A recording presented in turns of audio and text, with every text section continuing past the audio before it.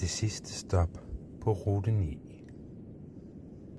Der er en særlig form for stilhed, man kun finder, når man kører alene om natten. Det er ikke bare fraværet af lyd. Det er en fysisk tyngde. En fornemmelse af, at verden uden for bilens forlygter er ophørt med at eksistere, og at man bevæger sig igennem et uendeligt tomrum af sort fløjl. Jeg har altid elsket at køre lastbil om natten. Rytmen fra dækkene mod asfalten, den svage grønne glød fra instrumentbrættet og duftende kold billig kaffe fra termokruset. Det er meditativt, eller det var det i hvert fald, indtil jeg begyndte at køre rute 9 gennem de store skove i det nordlige Sverige.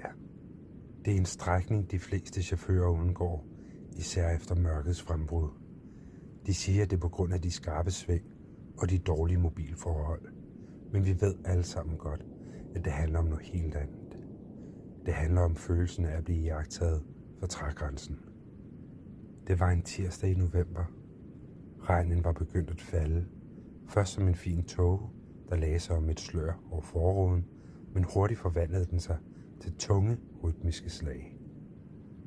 Vinduesviskerne kæmpede frem og tilbage, som et pendul, der hypnotiserede mig.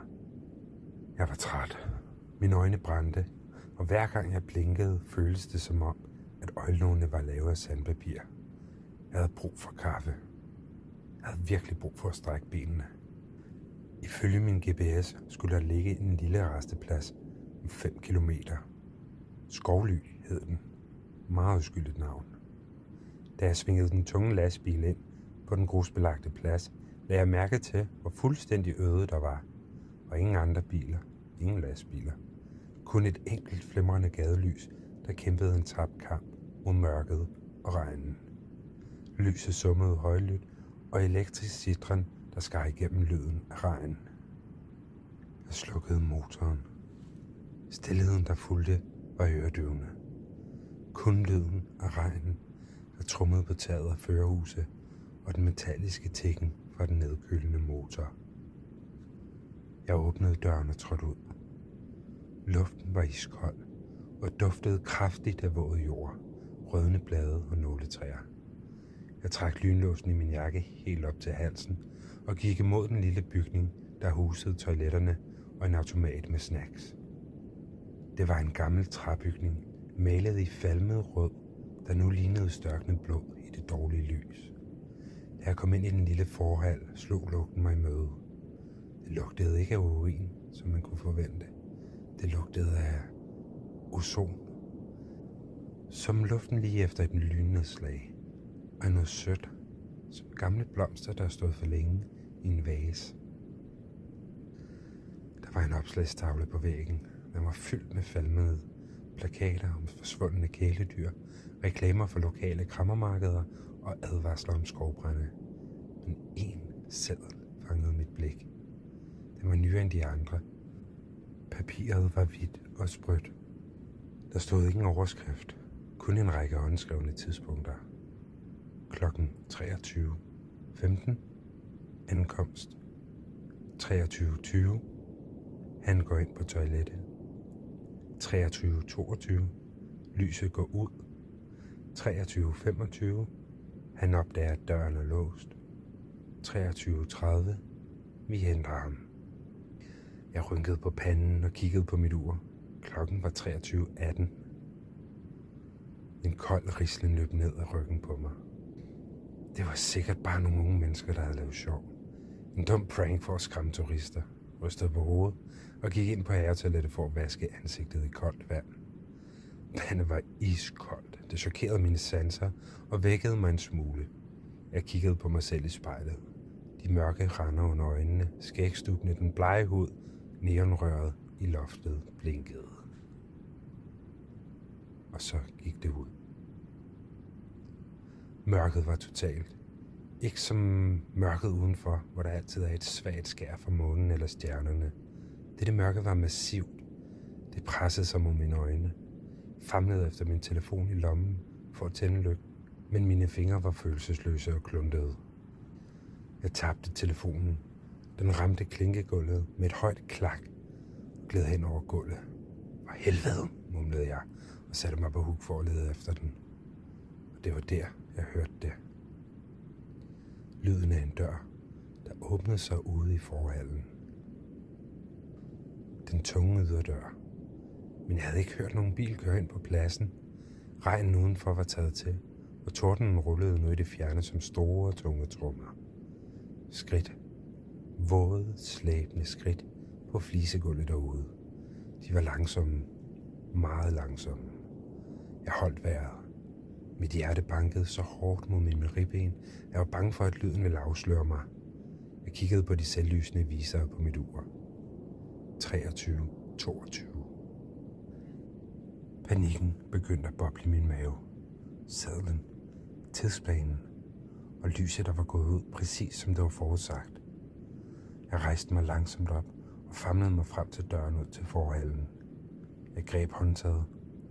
Det var koldt som is. Jeg trykkede ned. Det gav sig ikke. Døren var låst. Jeg ruskede i den. Hey, er der nogen derude? Døren binder, råbte jeg. Min stemme lød skænger og bange i det lille, kakkelbeklædte rum. Ingen svar. Kun lyden af de våde skridt, der nu stoppede lige på den anden side af døren. Jeg kunne høre åndedræt gennem sprækken. En rallende, våd lyd. Som en, der har lungerne fulde af vand. Jeg trådte et skridt tilbage. Kiggede på uret igen. 23:25. Han opdager, at døren er låst, hviskede jeg for mig selv. Ordene fra sadlen brændte sig fast i min hjerne. Jeg havde 5 minutter. 5 minutter til klokken blev 23:30. Vi henter ham. Jeg begyndte at lede febrilsk i mørke. Var der et vindue? Nej. En ventilationsskakt? For lille. Jeg var fanget i en betonboks midt i en svensk skov, med noget stående lige på den anden side af døren. Jeg fandt min lighter i lommen. Jeg tændte den. Den lille flamme kastede lange, dansende skygger på væggene. Jeg så mig omkring. På indersiden af døren ridsede ind i malingen med noget skarpt, hvor der skrev hundredvis af streger. Som en fange, der tæller dage. Men nederst lige ved gulvet stod der en besked med små gnidrede bogstaver. Kig ikke ind i spejlet, når de kommer. Jeg drejede hovedet og kiggede på spejlet over vasken. I det flakkende lys fra lighteren så jeg min egen refleksion. Men noget var forkert. Min refleksion bevægede sig ikke, når jeg gjorde. Refleksionen i spejlet stod helt stille og smilede til mig. Et bredt, unaturligt smil, der viste alt for mange tænder.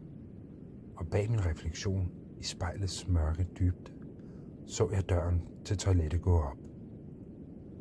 I virkeligheden var døren stadig lukket og låst, men i spejlet åbnede den sig langsomt. En høj, skyggefuld figur trådte ind i spejlsbilledet.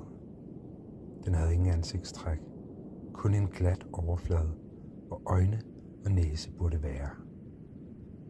Den lagde en lang, sort hånd på skulderen af min smilende refleksion. Jeg ville skrige, men lyden sad fast i min hals. Kiggede på mit ur. Sekundviseren tikkede mod toppen. 23:29:50. Lighteren brændte mine fingre, og jeg tabte den. Flammen gik ud, mørket vendte tilbage, tungere end nogensinde før. Og så, præcis som sekundviseren passerede 12, hørte jeg lyden. Ikke fra døren, men fra spejlet. Lyden af glas, der begyndte at revne. En langsom og knasende lyd. Og så lyden af noget vådt, der trådte ud af rammen og landede på gulvet ved siden af mig. Jeg lukkede øjnene og kryb sammen i hjørnet. Jeg holdt mig for ørerne og begyndte at nynne en melodi fra min barndom, mens jeg ventede. Jeg ventede på, at det skulle blive overstået. Jeg ved ikke, hvor længe jeg sad der. Måske i minutter, måske i timer. Da jeg åbnede øjnene igen, var det morgen. Det grå dagslys sivede ind under døren. Jeg var alene. Spejlet over vasken var helt intakt, og døren var låst op. Jeg løb ud til min lastbil. Kørte væk fra rastepladsen så hurtigt, som motoren kunne trække. Jeg stoppede ikke, før jeg var over grænsen til Danmark. Jeg har aldrig kørt rute 9 siden. Jeg har fået et nyt job, hvor jeg kun kører om dagen. Men nogle gange, når jeg børster tænder om aftenen og kigger mig i spejlet, så ser jeg det. Bare et splitsekund. Jeg ser, at min refleksion blinker et øjeblik senere end mig. Og jeg ser skyggen, der står tålmodig i baggrunden af spejlbilledet og venter. Venter på, at uret igen skal slå 23:30.